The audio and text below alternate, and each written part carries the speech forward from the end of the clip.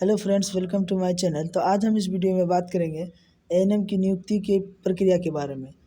आप लोग जानते होंगे कि पहले एएनएम की नियुक्ति की प्रक्रिया मेरिट लिस्ट के अनुसार किया गया था, लेकिन अब वो क्या किया है, चेंज किया है, रोक दिया है कि मेरिट लिस्ट पे नहीं होगा। अब क्या होगा, सीबीटी एग्ज़ाम होगा।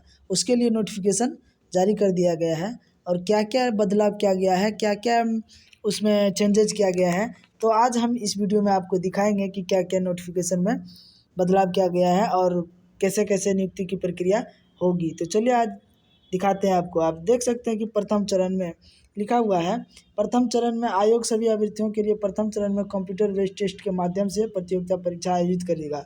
यानी कि अब जो एग्ज़ाम होगा वो सीबीटी होगा, यानी कि कंप्यूटर बेस्ड टेस्ट, यानी कि कंप्यूटर आधारित परीक्षा होगा।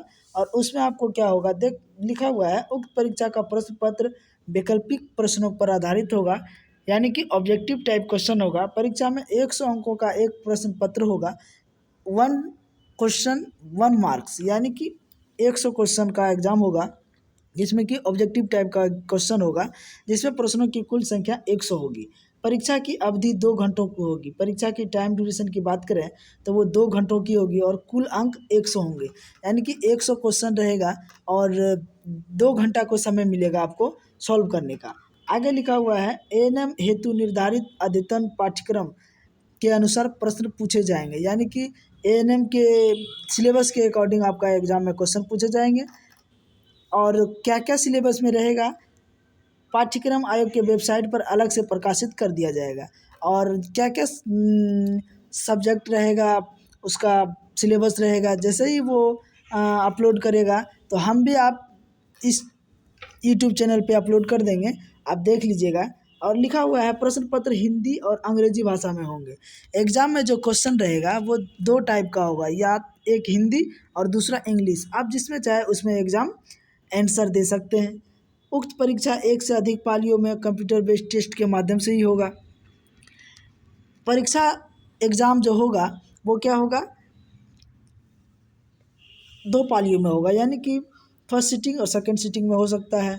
नॉर्मलाइजेशन की प्रक्रिया अपनाते हुए तैयार किया जाएगा। परीक्षा में गलत उत्तर के लिए नकारात्मक अंकन लागू किया जाएगा, यानी कि ये सबसे विशेष ध्यान देना होगा स्टूडेंट को कि परीक्षा में क्या है, निगेटिव मार्किंग लागू कर दिया गया है, जिसमें आपका क्या होगा, अगर आप एक क्वेश्चन गलत करते हैं तो आपका जो सही वाला क्वेश्चन है उसमें से 0.25 अंक काट दिया जाएगा।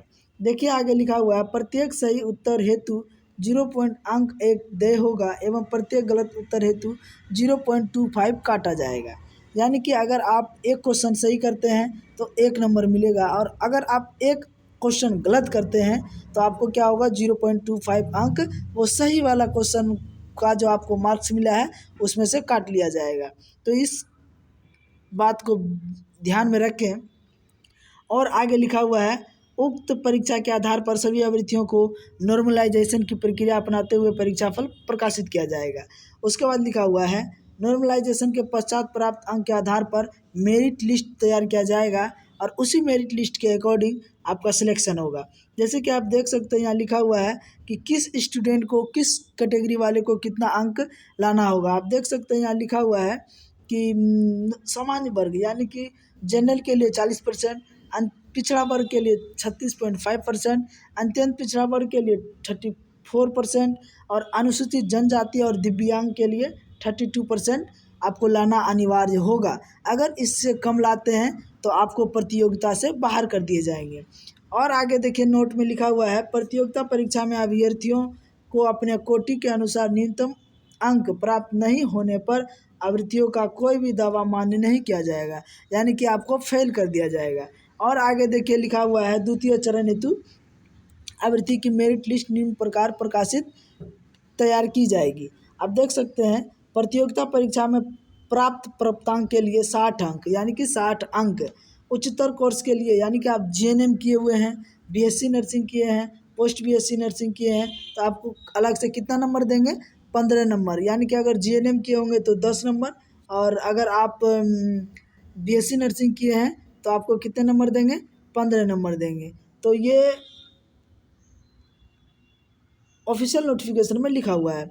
उसके बाद बिहार राज्य के अंदर अवस्थित सभी सरकारी, गैर निजी, केंद्र सरकार, पंचायत, नगर निगम आदि अस्पतालों में कार्य का अनुभव प्रति वर्ष के लिए 5 अंक, अधिकतम 25 अंक, किसी भी वर्ष के अंश के लिए कार्य दिवसों की संख्या में 5 से गुना करने के पश्चात 365 से भाग देकर प्राप्त अनुपातिक अंक जोड़ा जाएगा। अगर आपके पास एक्सपीरियंस है 4 साल से 5 साल से, अगर आप किसी हॉस्पिटल में काम कर रहे हैं तो उसका एक्सपीरियंस आपको जोड़ा जाएगा।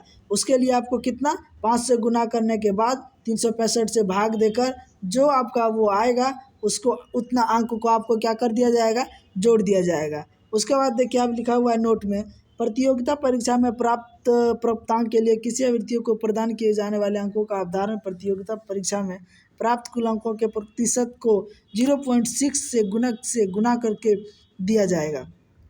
उदाहरणार्थ यदि किसी अभ्यर्थी द्वारा 50% अंक प्राप्त किया गया हो तो 50 इंटू 0.6 बराबर 30 अंक दिए जाएंगे। उसके बाद आगे लिखा हुआ है विज्ञापन संख्या दिया हुआ है। उसके बाद आपको जैसे एक्सपीरियंस सर्टिफिकेट है तो उसके लिए आपको क्या करवाना होगा, अस्पतालों में संविदा के आधार पर एएनएम के पद पर कार्य अवधि का अगर आपका एक्सपीरियंस सर्टिफिकेट है तो आपको अधीक्षक, उप अधीक्षक या निर्देशक या जिला सिविल सर्जन से आपको क्या करवाना होगा, साइन करवाना होगा, उससे दावा करना होगा इतने साल तक के आप काम किए हैं या नहीं किए हैं। तो वहाँ का उपाधीक्षक या अधीक्षक से साइन करवाना होगा या सिविल सर्जन से साइन करवाना होगा। और वो भी कब तक, 2/8/2022 तक ही की जाएगी, यानी 2/8/2022 तक का ही क्या होगा, किया जाएगा आपका एक्सपीरियंस सर्टिफिकेट। उसके बाद आगे आप इसमें पढ़ लीजिएगा। ऐसे हम ये PDF जो है ग्रुप में भेज देंगे, आप वहाँ पे जाके देख सकते हैं क्या क्या लिखा हुआ है। तो आज इस वीडियो में दिया गया है कि किस तरह का वैकेंसी में अपडेट किया गया है, चेंजिंग किया गया है, तो वो हम आपको बता दिए। और विशेष ध्यान देख सकते हैं यहाँ पे लिखा हुआ है कि अगर स्टूडेंट पहले आवेदन कर चुके हैं वह पुनः आवेदन करने की आवश्यकता नहीं होगी। जो स्टूडेंट आवेदन पहले कर चुके हैं वो दोबारा आवेदन नहीं करें। अगर आप आवेदन करते हैं तो आपको क्या कर दिया जाएगा, रिजेक्ट कर दिया जाएगा।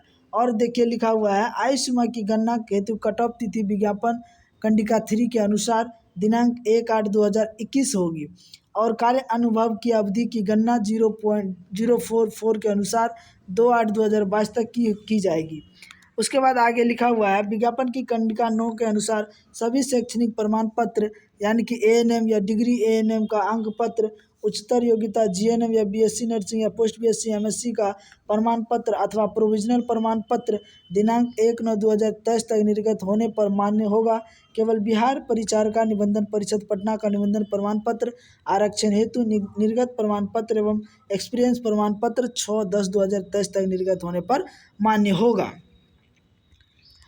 उसके बाद आगे लिखा हुआ है कि 2/8/2022 से इतना हाँ, जो अभ्यर्थी अगर एक आवेदन नहीं किए हैं उनके लिए भी मौका दिया गया है। वो क्या कर सकते हैं, 22 सितंबर से 8 अक्टूबर तक उस फॉर्म को भर सकते हैं। यहाँ लिखा हुआ है 22 सितंबर से 2 अक्टूबर तक फॉर्म को भर सकते हैं, दोबारा जाके भर सकते हैं। विशेष इसमें कुछ लिखा हुआ नहीं था, जो लिखा हुआ था मेन हम आपको बता दिए। तो आज का वीडियो बस इतना ही। आज धन्यवाद।